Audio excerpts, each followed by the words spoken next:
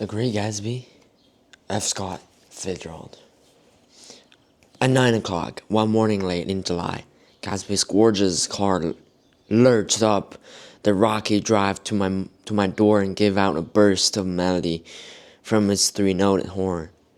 It was the first time he had called on me, though I had gone to two of his parties, mounted in his hydroplane, and at his urgent invitation, made frequent use of his speech.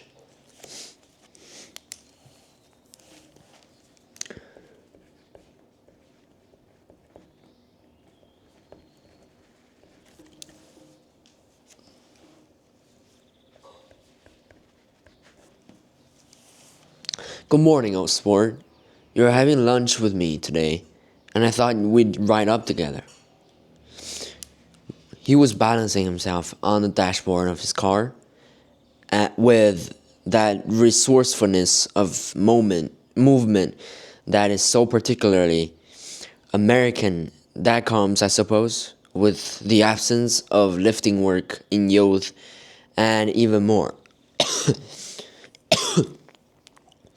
with the formless grace of our nervous, sporadic games. This quality was continually breaking through his punctilious manner in the shape of restlessness.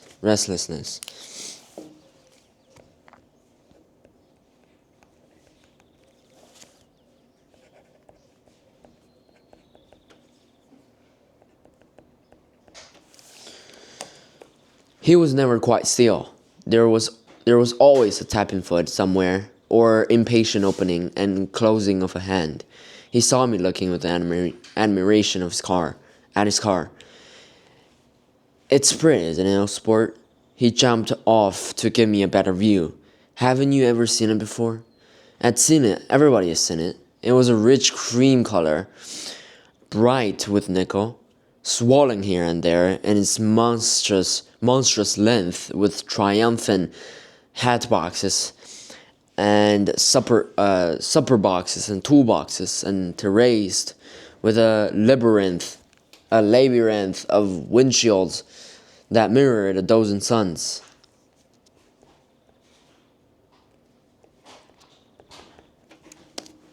Sitting down behind many layers of glass in sort of a green leather conservatory, we started to town. I had talked with him perhaps half a dozen times in the past month, and found, to my disappointment, that he had little to say.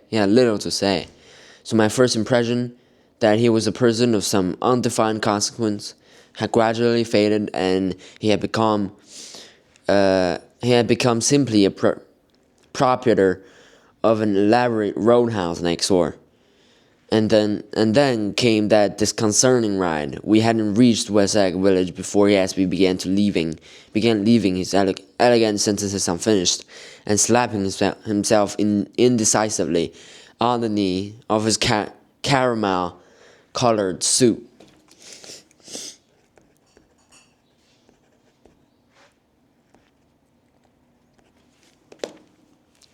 Look here, old sport, he broke out surprisingly. What's your opinion of me, anyhow? A little overwhelmed, I began the generalized evasions which that question deserves.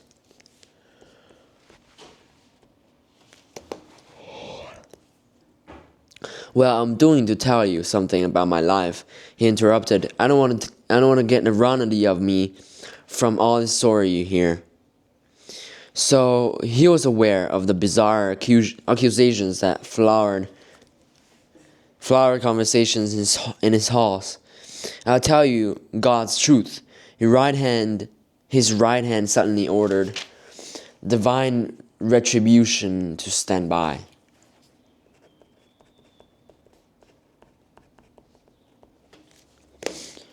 I am the son of some wealthy people in the Middle West. All that now. I was brought up in America, but educated at Oxford, because all my ancestors have been educated there for many years. It's a family tradition. He looked at me sideways, and I knew why Jordan Baker had believed he was lying. He he heard the phrase "educated at Oxford," or swallowed it, or choked on it, as though it had bothered him before.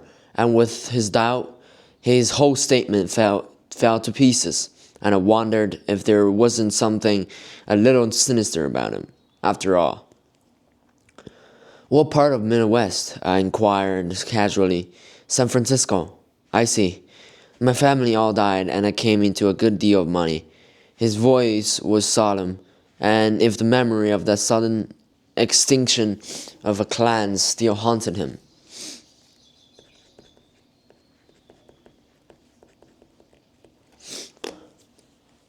For a moment, I suspected that he was pulling my leg, but a glance at him convinced me otherwise. After that, I lived like a young rajah in all the capitals of Europe: Paris, Venice, Rome, collecting jewels, uh, ch- chiefly rubies, hunting big games, painting a little, things for myself only, and trying to forget something very sad that had happened to me long ago. With an effort, I managed to restrain my incredulous laughter.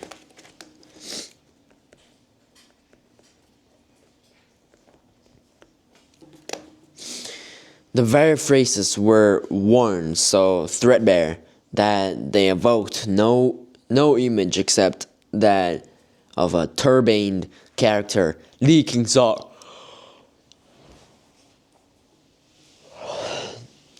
sawdust at every pore as he pursued the tiger through the boys they belonged. Then came the war, old sport. It was a great relief, and I tried very hard to die, but I seemed to bear an enchanted life. I accepted a commission at first, lieutenant, when it began.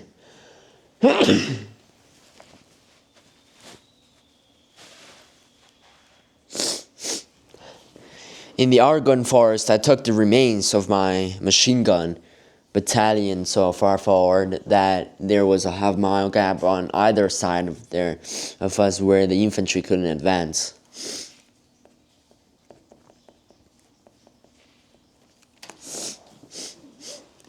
We stayed there 2 days and 2 nights.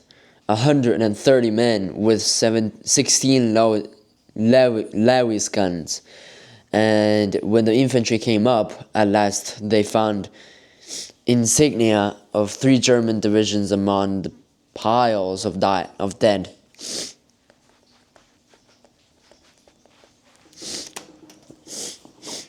I was promoted to be a major, and every allied government gave me a decoration, even Montenegro, little Montenegro town on the Adriatic Sea.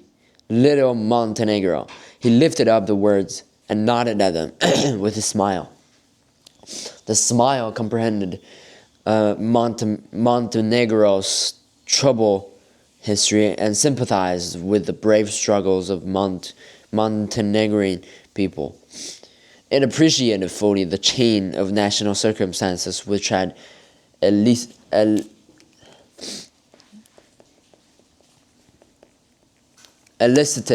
this tribute from Montenegro. Warms little heart.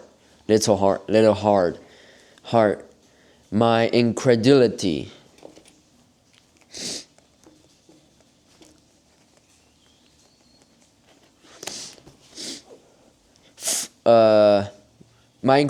was submerged in fascination now. It was like skimming hastily through a dozen magazines.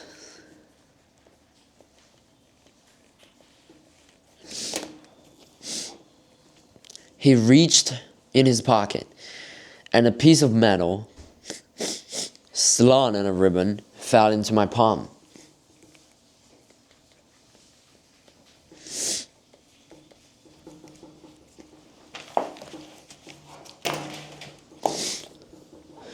That is one from Montenegro. To my astonishment, the thing had an authentic look. Orderly di Danilo ran the circular legend, Montenegro Nicola Rex. Turn it, Major J. Gatsby. I read for valor oh for valor for valor extraordinary. Here's another thing I always carry. A souvenir of Oxford days. It was taken at Trinity Quad. The man on my left is now the Earl of Doncaster.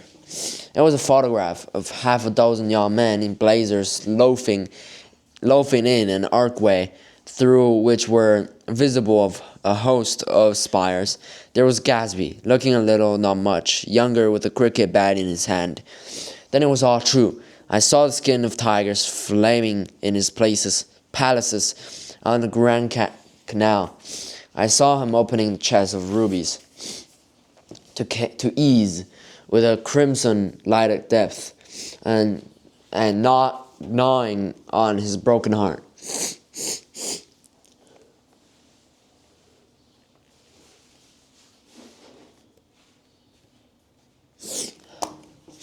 I'm going to make a big request. I'm going to make a big request of you today, he said, pocketing his souvenirs with satisfaction. So I thought you ought to know something about me. You didn't want you to think it was just some nobody, you see. I usually find myself among strangers because I drift here, and they're trying to forget the sad things that happened to me. He hesitated. You hear about it. You hear about it in this afternoon. At lunch? No, this afternoon. I happened to find out that you are taking Miss Baker to tea. No, you mean you're in love with Miss Baker? No, old sport, I'm not. But Miss Baker has kindly consented to speak to you about this matter. I hadn't the faintest idea what this matter was, but I was more annoyed than interested. I hadn't asked Jordan to tea in order to discuss Mr. J. Gatsby. I was sure the request would be something utterly fantastic, and for a moment I was sorry I'd ever set foot upon his overpopulated lawn. He wouldn't say another word. His correctness grew on him as we neared the city. We passed Port Roosevelt, where there was a glimpse of red-belt ocean-going ships, and sped along cobbled slum lined with the dark, undeserted saloons of the faded gilt 1900s. Then the valley of the ashes opened, straining at the garage pump with painting vitality as we went by. With fenders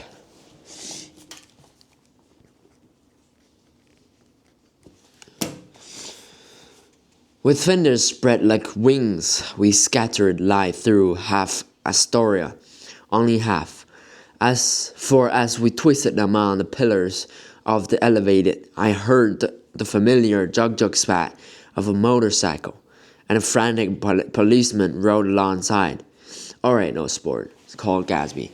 We slowed down, taking a white card from his wallet. He waved it before the man's eyes. "Right you are," agreed the policeman, tipping his cap. "No, know you next time, Mr. Gatsby. Excuse me." "What was that?" I inquired. "The old picture of Oxford. I was able to do the commissioner of a favor once, and he sends me a Christmas card every year. Over a great bridge, with the sunlight through the girders, making a constant flicker upon the moving cars, with the city rising up across the river in white heaps and sugar lumps, all built with a wish out of a non-factory money.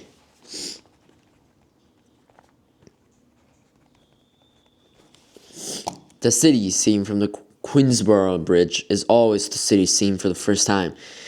In its first wild promise of all the mystery and the beauty in the world, a dead man passed us in a hearse heaped with blooms. Blooms.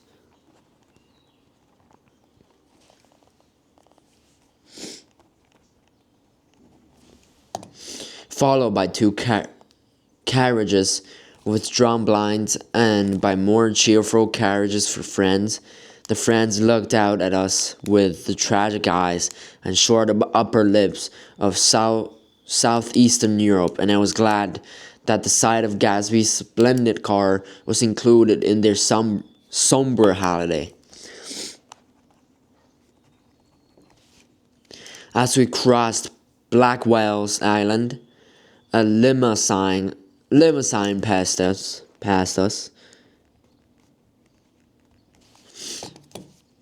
driven by a white chauffeur, in which sat three modest Negroes, two buck and a girl.